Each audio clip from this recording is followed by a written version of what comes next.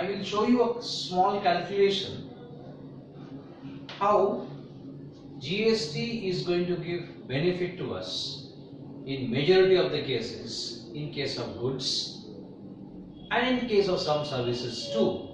But I will take a very simple route. Friends, you all know the difference between the compound interest and simple interest. Let me show you. If you take something as compound interest, let's say my principal amount is 100 rupees, and if I charge, let's say interest is allowed at the rate 10% for first year, then it becomes 10 rupees because 10% is calculated on 100. I have a revised amount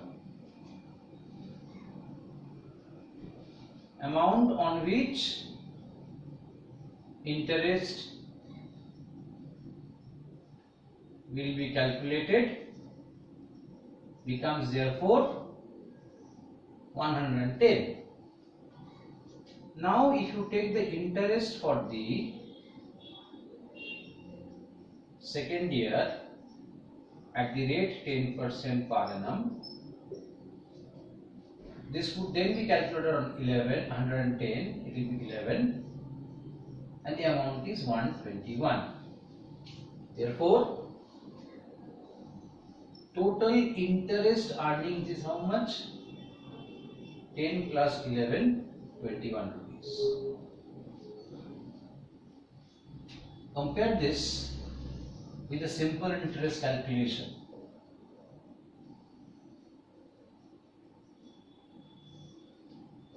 Taking my principal to be 100 plus interest at the rate 10% for first year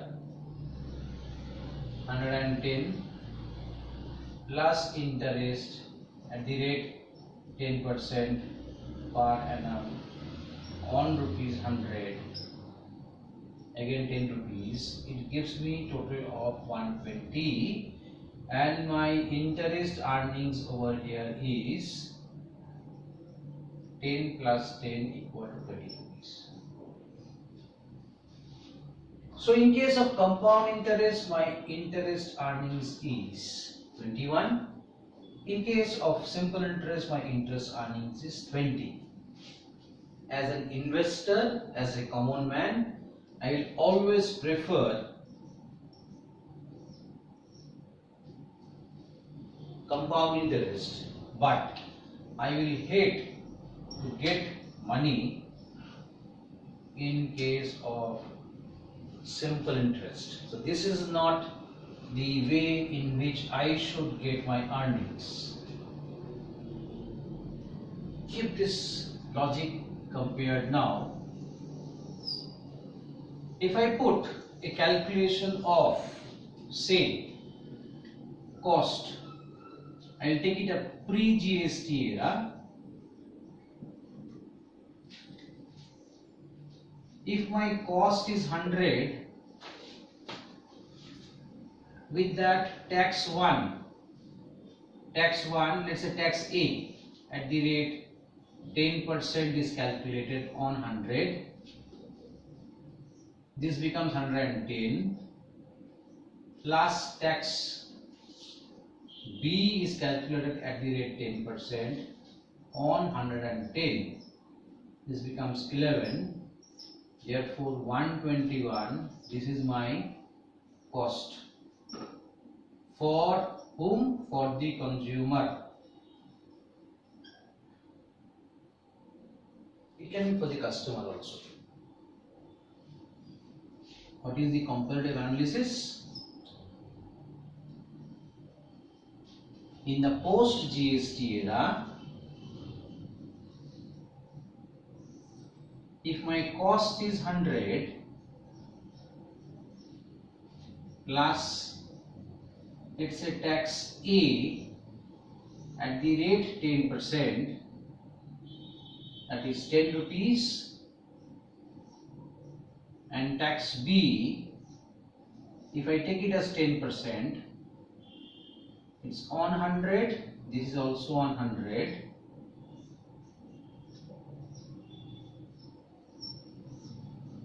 My cost to the consumer is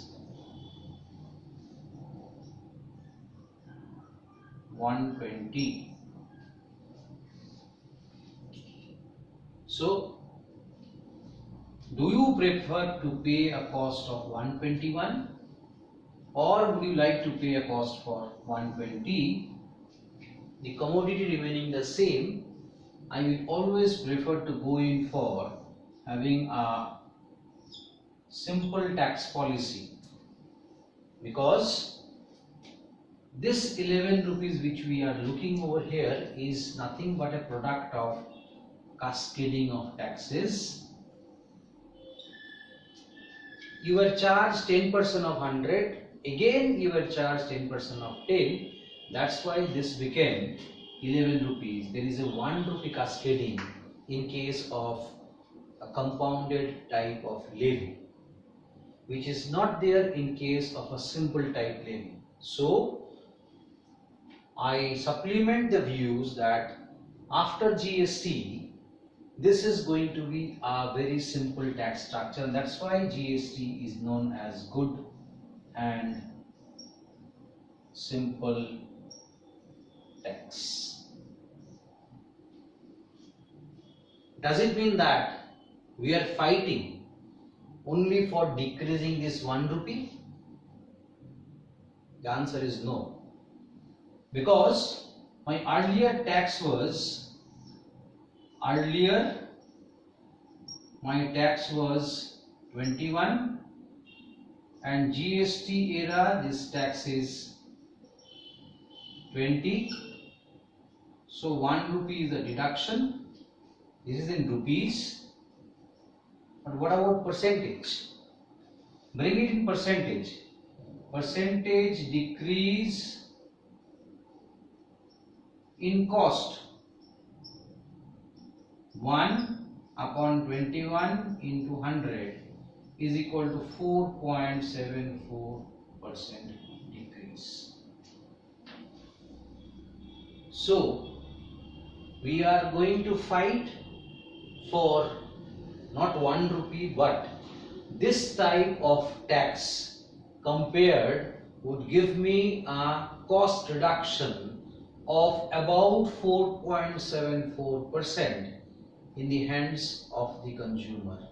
So, we require goods and services tax in the country. We can go and map actually against the existing rates and the GST rates. By taking another example, this was only an eye-opener of making a comparison between your income and your expenses. If this be taken as your income, this is your income and this is your expenses.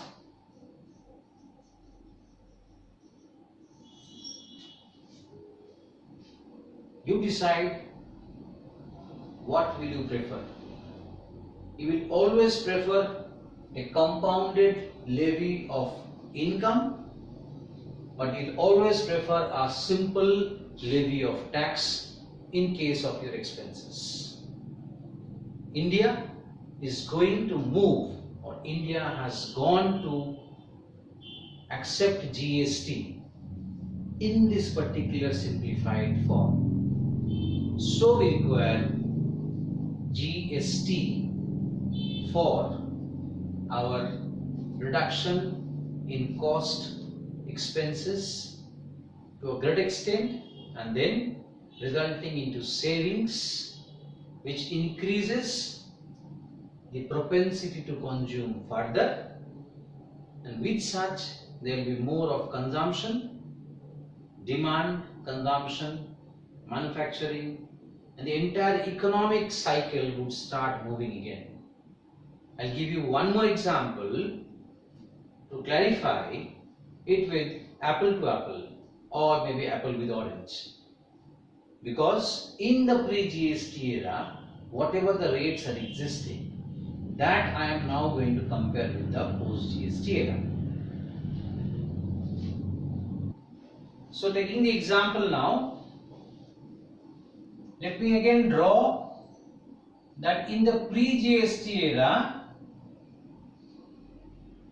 let's say on manufacturer, and then when there is a sale by the manufacturer, there will be an excise duty, and then for the, this is all for manufacturer, right? And this is for sale. Let's say either there is a VAT or a CST. But in the post GST era, what is going to happen when the manufacturer makes a sale, that is to be termed as supply, rather outward supply. Why? Because in GST, the taxable event is supply. What will happen?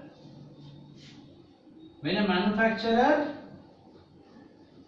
makes a sale to a dealer, let's say, and if both the manufacturer are in state A and this is also in state A,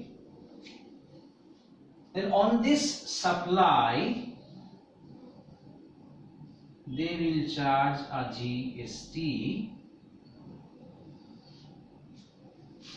This GST would be having two distinct components transparently shown as the centrals component known as the central GST, or more technically central tax, and this is going to be SGST, rather the state GST or the state tax. So keeping this in mind, we are now going to show a comparison. Once again, in case of manufacturer and dealer are in the same state, state A and state A, GST would be levied, and GST would be having two transparent parts or components rather. One is the centrals part of GST known as the central GST or the central tax. The other part is the state GST or the state tax. A numerical example on this. Let's say in the pre-GST era, the manufacturer makes a sale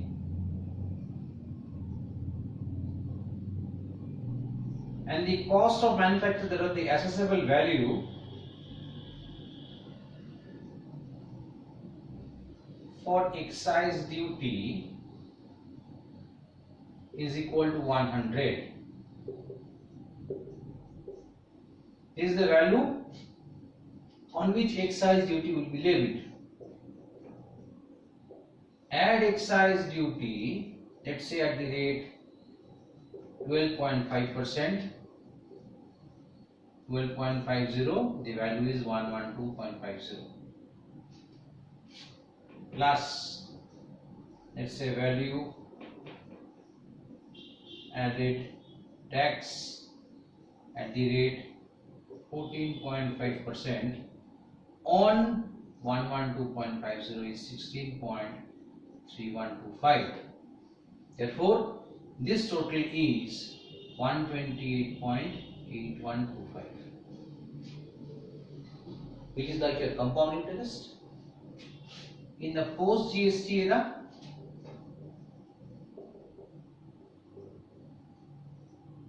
what will happen? When the manufacturer makes a supply that includes a sale, the assessable value or the transaction value, if I again take it to be 100 rupees, and if I charge the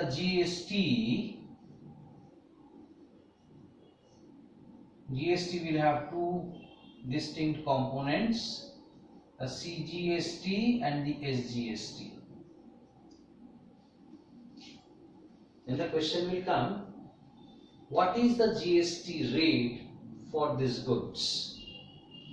Friends, government has announced the rates as GST rates as 5, 12, 18, 28. Somewhere they mention 40 for the demerit goods. There is also 0%. These are all percentage, right? I'll show you how the government is trying to fix in the rates.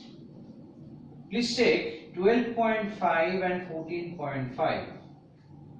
If you add 12.5 and 14.5, 12.5 and 14.5, this straight away arithmetic total is 27. Now the government is collecting, either central or the state government is collecting 27% per se on this particular goods. Government is now going to fit into its 28% bracket. Means, since this rate presently is 27%, be it of center or the state, the government will put it in the 28% bracket. Now this 28% will have two distinct components, the CGST portion at the rate 14% and the SGST portion at the rate 14%. So for this calculation, we will take 14% as well as 14%, but both of these would be calculated on 100 rupees. Both these calculations will be on 100 rupees. This is 14 and this is also 14. 128.00. Just imagine the tax rate in total as a percentage was 27. The government had increased the rate to 28. Still, there is a reduction in the cost.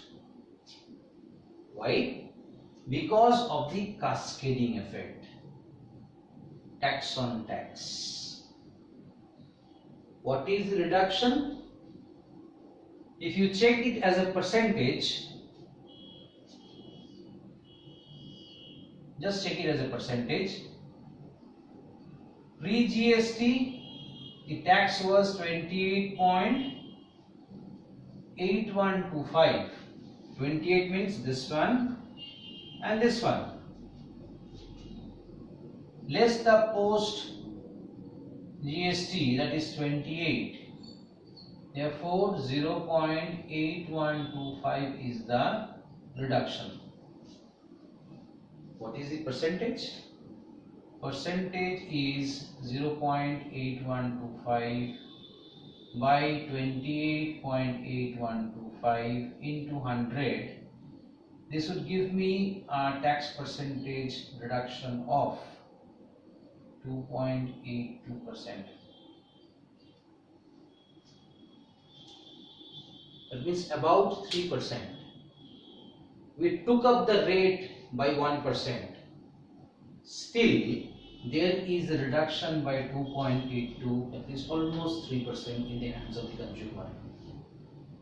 This is the reason why we should move and why we have moved towards GST, which is also a good and simple tax.